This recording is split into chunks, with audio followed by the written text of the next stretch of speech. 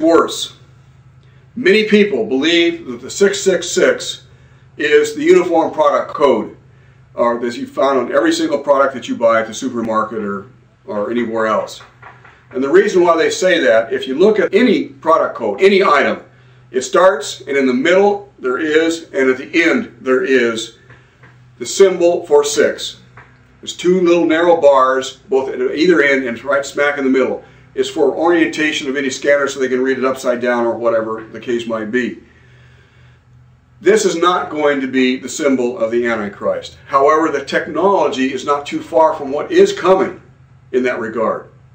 What I believe is happening right now to build this case for the mark of the beast is the development of these chips that can be inserted. They're not much bigger than a grain of rice and can be inserted under your skin with a large hypodermic needle. They're almost painless to do so. These are inserted usually right now in the right arm, but at the same time there's a lot of technology or a lot of work being done to put them on your hand, so all you have to do is wave your hand over a scanner, much like what you see with the universal product code. So there is a relationship, but it's not the code itself. You don't have to be afraid about buying products and so forth. But this is very dangerous. It's always put into context with something very, very positive. Protecting your children from, if they wander away, you can find them instantaneously. Your pets, it's already being used for pets. It's already being used now, as we'll see in a moment, for hospital identification so they can have access to your records. They can do anything instantaneously once this is in place, just like Zbigniew Brzezinski said back in 1973. It's becoming a reality today as we speak. What I would like to do now is to take a look at a video clip. On a typical day, patients come in with heart attacks, strokes, major trauma, with cancer patients and septic shock. You name it, we have it. What might improve the odds for some of those patients at New Jersey's Hackensack University Medical Center is this: that tiny chip Dr. Joseph Feldman, head of the hospital's trauma unit, holds in his hand. It's a radio frequency identification, or RFID tag. It sounds like science fiction, but Nick Minicucci is getting a microchip implanted in his arm. I didn't feel it at all, actually. When you pulled it out, that's the only time I felt it actually leaving. The chip is smaller than a thumbnail, but allows doctors access to his entire medical records. How does it work? With the wave of a wand, the doctor reads a unique ID number, then logs onto a central database to quickly access your medical history, surgical history, any medications you take, your allergies and blood type, even an emergency contact. It's the sickest patients that you need accurate information, medical information, up front in a very timely fashion. He assures patients that their confidential records can only be viewed by proper medical personnel. When you think of written medical records, how secure really are they? But these microchips are at the center of a serious debate about fundamental privacy rights. The Electronic Privacy Information Center's Mark Rottenberg is concerned that there currently are no rules that regulate or limit how this chip can be used. To suggest that somehow this is not personal information is simply misleading. It is a passive scanner that awakens our proprietary chip. It is not an active RFID tag that they have in retail environments where the technology is used for the benefit of the retailer. This is used for the benefit of a patient, a high-risk patient, being brought into an emergency. What you see you getting here is a 16-digit identifier, and the database information is really where the medical records are stored, and you as the patient have control over that database. You allow what group of affiliates, such as emergency rooms, that you want to have access to that database. So control is at the root of privacy. What we're seeing right now is this unique effort to create a system where anybody can be scanned and they're identified and have access to all of their personal information within a moment. It's that fast. It can be read by satellites. It's not being done right now. They're building on the basis of using these little wands and so forth, but they can be used with satellites.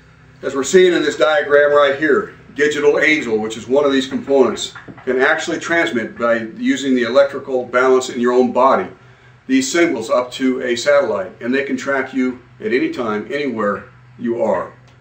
It's the perfect system to be able to control what you buy and sell. It's being done for a very good reason. Identity theft, for instance. You lose your credit card and all of a sudden you have huge charges built up. All of these things would be supposedly eliminated with this kind of a chip. And so as a consequence, what we're seeing is a huge effort that will eventually come into what I believe is the mark of the beast. Now, all kinds of security precautions are now in place. It can be used for very positive things. In fact, I think most of our military either carry a card or are already injected in one of these, where if they're captured, they can be found immediately. But the fact is, even with these safety precautions can be immediately withdrawn with a corrupt government. A corrupt government dominated by the Antichrist or even Satan himself. It's just a matter of time when this actually happens. If you don't think this is happening, just listen to what President Clinton said back in 1977 when he was addressing the United Nations. He said, "The forces of global integration are a great tide, inexorably wearing away the established order of things. People are susceptible to misguided protectionism, to the poisoned appeals of extreme nationalism, and ethnic, racial, and religious hatred. New global environmental challenges require us to find ways of working together." So again, environmental issues are used basically as the surrogate issue to make this happen. Continuing on, we need a new strategy of security. Over the past 5 years, nations have begun to put that strategy into place through a new network of institutions and arrangements. Through this web of institutions and arrangements, nations are now setting the international ground rules for the 21st century, laying a foundation for security and prosperity for those who live within them, while isolating those who challenge them from the outside. He basically said what John said in Revelation chapter 13.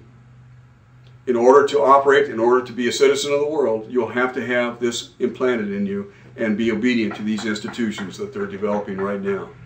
It's happening. It's not too far away. How far? Again, I don't know. But there is hope. There's always hope. Let's go back to Daniel chapter 2 again. I found many places in the Bible, but let's just look at this one set of verses. In that chapter 2, verses 34. "While you were watching, a rock was cut out, but not by human hands. It struck the statue on its feet of iron and clay and smashed them. Then the iron, the clay, the bronze, the silver, and the gold were broken into pieces at the same time and became like chaff on the threshing floor. A mountain filled the whole earth." In other words, there will come a time when God will destroy this new nation. This will be called Armageddon. It will happen. And all of Satan's efforts to defeat the world, to defeat Christians, to defeat the Jews, will be for no avail. Continuing on in verse 44, "In the time of those kings, God of heaven will send up a kingdom that will never be destroyed, nor will it be left to another people. It will crush all those kingdoms and bring them to an end, but it itself will endure. This is the meaning of the vision of the rock cut out of the mountain, but not by human hands.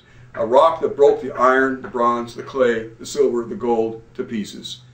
God will do this. In this we can have hope. But God warns us many times in the book of Revelation that if you happen to be there, the rapture aside, if you happen to be going through this time, stand firm. Even though you know you will probably be killed during this period, stand firm, because salvation is near. And God will prevail. And you will have eternal life. That's the promise that God has given us. It's the promise that we have to hold on as times get rough, because they will get much more difficult, especially for Christians. Thank you, and good night.